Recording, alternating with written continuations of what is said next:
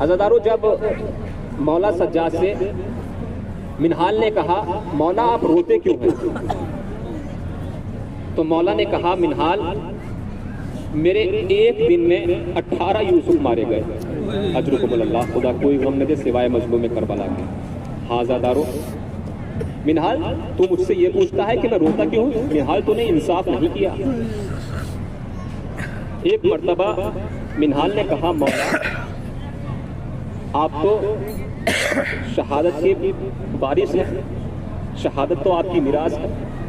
منہال تو نے صحیح کہا، شہادت ہماری میراث ہے، لیکن کیا ماؤں بہنوں کے ساتھ، کیا پھوپھیوں کے ساتھ شام و کوفہ کے بازاروں میں جانا کہ یہ بھی ہماری میراث ہے؟ اجرکم اللہ۔ عزادارو، خدا کوئی غم نہ دے سوائے مظلوم کربلا کے۔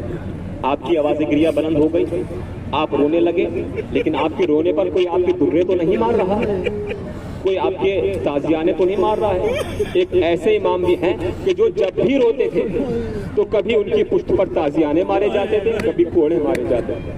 ہاں عزادارو، بس دو لمحہ میں مسائل پیش کرنا چاہتا ہوں۔ کون سجاد؟ یہی بیمار کہ جس کی مائیں بہنیں، یہی سجاد کی جس کی بہن کوفہ و شام میں مقنع و چادر۔ منادی ندا دے رہا ہے حاضر ہی زینب، حاضر ہی ام کلثوم، تماشائیوں کا ہجوم ہے۔ کوئی پتھر مارتا ہے، کوئی صدقے کے کھجورے پھینک رہا ہے، کوئی پتھر مارتا ہے، کوئی صدقے کی کھجورے پھینک رہا ہے۔ زینب کہتی ہیں ہم آل رسول ہیں، ہم پر صدقہ حرام ہے، ہم پر صدقہ حرام ہے۔ عزادارو، اسی دوران سکینہ کو پیاس لگی۔ سکینہ کہتی ہے پھوپھی اماں پیاس مارے ڈالتی ہے، پھوپھی اماں پیاس مارے ڈالتی ہے۔ بس اس آواز کو ایک مومنہ نے سنا اور ایک کوزے میں پانی لائی، کہا اس بچی کو پانی پلا دو، کہا اس بچی کو پانی پلا دو اور میرے حق میں دعا کرا دو۔ کہا اپنی دعا بیان کر۔ کہا میری دعا یہ ہے کہ جس طرح یہ بچی یتیم ہوئی ہو، اس طرح میرے بچے یتیم نہ ہو۔ ہاں عزادارو، سکینہ نے چہرہ حسین کو دیکھا، رباب کی آغوش کو دیکھا اور اپنے چھوٹے چھوٹے ہاتھوں کو اٹھایا، پروردگارہ جس طرح میں یتیم ہوئی ہوں اس طرح اس کے بچے یتیم نہ ہو۔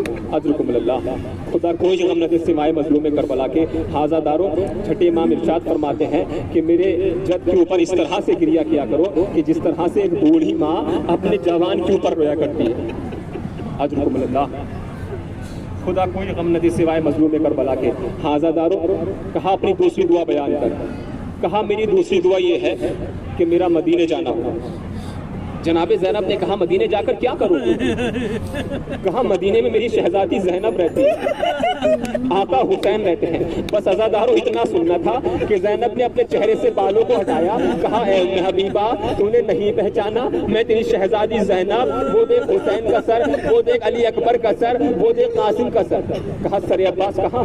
کہا سر عباس نوکے نیزہ پر نہیں ٹھہرتا، وہ جب بھی سوار ہوتا ہے تو جناب زینب ام کلثوم کے برہنہ سر دیکھ کر نیچے آ جاتا ہے۔ ہاں عزادارو، جب سر عباس نوکے نیزہ پر نہیں ٹھہرانا تو شمر تازیانہ لے کر امام سجاد کے پاس آ کر کہتا ہے کہ تمہارے چچا کا سر نوکے نیزہ پر کیوں نہیں ٹھہرتا؟ تو میرا بیمار امام ہاتھ کڑیوں کو سنبھالے ہوئے، بیڑیوں کو سنبھالے ہوئے اور دونوں ہاتھوں کو جوڑ کر کہتا ہے کہ وہ سر کس طرح سے نوکے نیزہ پر ٹھہرے کہ جب بھی وہ سوار ہوتا ہے تو اپنی بہنوں کے، اپنی پھوپھیوں کے برہنہ سر دیکھ کر نیچے گر جاتا ہے۔ ہاں عزادارو، جب سر عباس نوکے نیزہ پر نہیں ٹھہرانا تو شمر نے ایک رسی کو لیا اور مولا عباس کے ایک کان سے دوسرے کان میں کو نکالا اور گھوڑے کی گردن سے باندھ دیا۔